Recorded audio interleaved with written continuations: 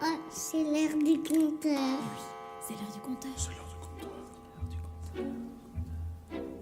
Bienvenue, chère auditrice et chers auditeurs. C'est moi, le conteur. Je suis sur le point de pousser la porte du royaume de la fantaisie. Veux-tu m'y accompagner, toi aussi? Alors, allons-y. Là, bien loin au-delà des montagnes et des mers, où se côtoient ogres et sorcières, nobles princes et humbles bergères. Contes, mythes, légendes et classiques de la littérature, ils n'attendent que toi. N'aie pas peur, c'est l'heure du conteur. Aujourd'hui, je vais te raconter l'histoire du prince Grenouille. Il était une fois, dans un royaume enchanté où les sortilèges étaient monnaie courante, un bon roi qui avait 3 filles d'une grande beauté. La plus jeune, cependant, était si belle que même le soleil, bien qu'il la vît souvent, en était émerveillé chaque fois qu'elle sortait se promener. Près du château de ce roi se trouvait une vaste forêt au cœur de laquelle jaillissait une petite fontaine. Ainsi, chaque fois qu'il faisait très chaud, la plus jeune fille du roi courait dans ce bois et s'asseyait près de la source. Lorsqu'elle s'ennuyait, elle se divertissait en lançant une balle d'or en l'air et en la rattrapant. C'était son jeu préféré.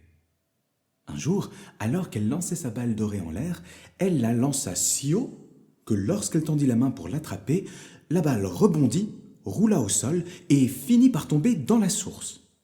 Horrifiée, la princesse se pencha sur le rebord de la fontaine, mais la balle avait déjà disparu sous l'eau, si profonde qu'on ne pouvait en voir le fond.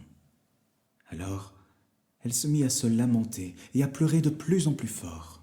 « Hélas, si seulement je pouvais récupérer ma balle, je donnerais tous mes beaux habits, mes bijoux et tout ce que je possède au monde. » Tandis qu'elle sanglotait, une petite grenouille sortit la tête de l'eau et demanda avec douceur.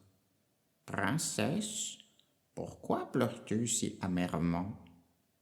La jeune fille regarda autour d'elle vers l'endroit d'où venait la voix et vit les petits yeux globuleux du batracien qui dépassaient de la surface de l'eau.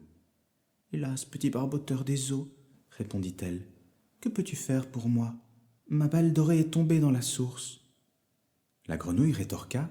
« Bon, je ne veux ni perles, ni bijoux, ni beaux habits, mais si tu me promets de manger dans ta petite assiette dorée, de boire dans ta petite coupe argentée et de dormir dans tes draps de soie brodés, je te rapporterai ta balle. » « Quelle absurdité !»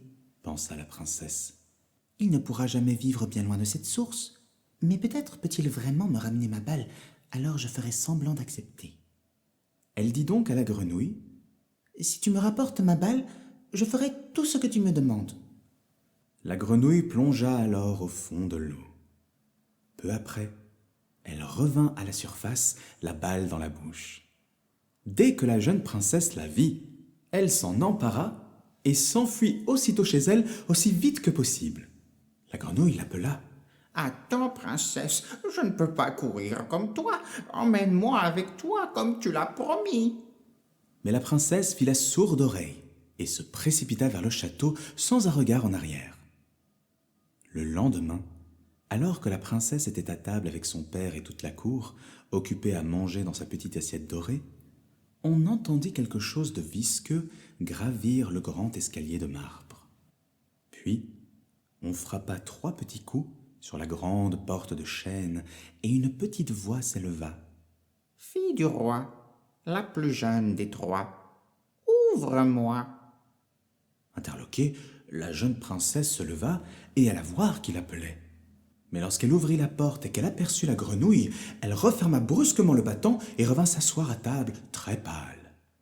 Le roi, voyant qu'elle avait le cœur qui battait fort, lui demanda amusé. « Allons bon, pourquoi cette mine effrayée? Un géant serait-il venu te chercher ?» La princesse baissa les yeux et murmura. « Oh non, ce n'est pas un géant, mais une vilaine grenouille. »« Que veut cette grenouille ?» demanda le roi surpris. « Oh, cher père, hier, alors que je jouais près de la fontaine, ma balle dorée est tombée dans l'eau, et cette grenouille me l'a rapportée parce que je pleurais tant. » Mais d'abord, il faut que je vous dise qu'elle m'a tant pressé que je lui ai promis de manger dans ma petite assiette dorée, de boire dans ma coupe argentée et de dormir dans mes draps de soie brodés. Je ne croyais pas qu'elle serait capable de quitter la fontaine, et maintenant la voilà, et elle veut entrer ici. » À ce moment-là, on frappa de nouveau, et une voix dit « Fille du roi, la plus jeune des trois, ouvre-moi. As-tu donc oublié le serment que tu as fait hier dans la forêt ?» Alors le roi déclara « Ma fille, tu dois honorer ta promesse. Va lui ouvrir, et prie-la de se joindre à nous. » À contre-cœur, la princesse alla ouvrir la porte, et la grenouille sautilla jusqu'à la table. Arrivée au pied de la chaise de la princesse, la grenouille demanda « À présent, fille du roi, prends-moi dans tes bras. » Comme la jeune fille hésitait, son père lui ordonna de s'exécuter. Dès que la grenouille fut sur la chaise, elle sauta sur la nappe et dit « Pousse ta petite assiette dorée vers moi pour que nous mangions ensemble. » Incapable de cacher son dégoût, la princesse avança lentement sa petite assiette d'or vers la grenouille. La grenouille se régala, mais la princesse, quant à elle, était si contrariée qu'elle peinait à avaler la moindre bouchée. Lorsqu'elle fut repue, la grenouille s'adressa à la princesse. « Fille du roi, j'ai grand soif. Mange donc ta coupe argentée pour que je puisse y tremper mes lèvres. » La jeune fille se tourna vers son père suppliante, mais le roi lui lança un tel regard qu'elle s'exécuta immédiatement. À la fin du repas, la grenouille déclara « J'ai bien mangé et bien bu, mais je suis à présent fourbu. Peux-tu me porter dans ta chambre, fille du roi, pour que je dorme dans tes draps de soie ?» Cette fois, la princesse fondit en larmes. Comment imaginer qu'elle allait partager son lit bien propre avec cette grenouille si froide et si gluante qu'elle n'osait même pas la toucher. Mais le roi se mit en colère et lui dit « Tu n'as pas le droit de mépriser quelqu'un qui t'est venu en aide quand tu étais dans le besoin. » La jeune princesse prit alors la grenouille du bout des doigts, la monta dans sa chambre et la déposa dans un coin. Mais quand elle fut couchée, la pauvre petite bête se traîna jusqu'au lit et lui dit « Je suis morte de fatigue. Aide-moi à me glisser moi aussi dans tes draps de soie, fille du roi. Sinon, je le dirai à ton père. » Ces paroles mirent la princesse dans une colère terrible. D'un geste brusque, elle attrapa la grenouille et la jeta de toutes ses forces contre le mur en s'écriant « Maintenant tu vas te taire, vilain crapaud !»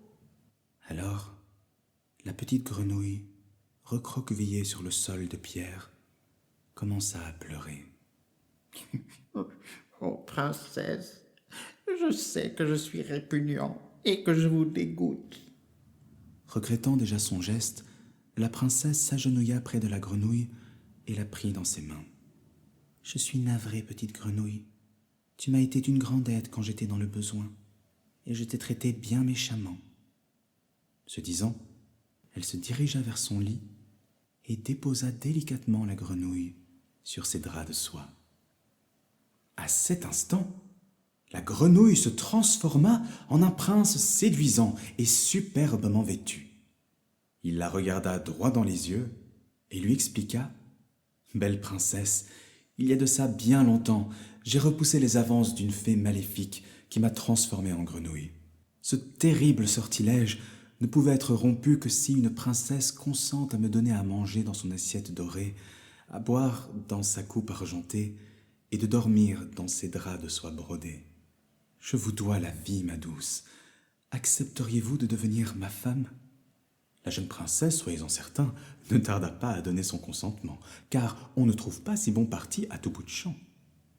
Le matin suivant, dès que le soleil se leva, une calèche tirée par 8 chevaux blancs avec des plumes d'autruche sur la tête et des brides dorées arriva à la porte du palais. Tenant les rênes était Henri, le fidèle serviteur du jeune prince. Lorsqu'il avait été transformé en grenouille, Henri avait eu le cœur si brisé de douleur qu'il l'avait entouré de 3 cercles de fer, de peur qu'il n'éclate. Maintenant que le carrosse était prêt pour ramener le prince dans son royaume, Henri aida les jeunes mariés à monter, sous le regard attendri du roi et de ses 2 filles aînées. Puis, Henri sauta à l'avant du carrosse, le cœur débordant de joie pour son maître libéré, et fit claquer son fouet.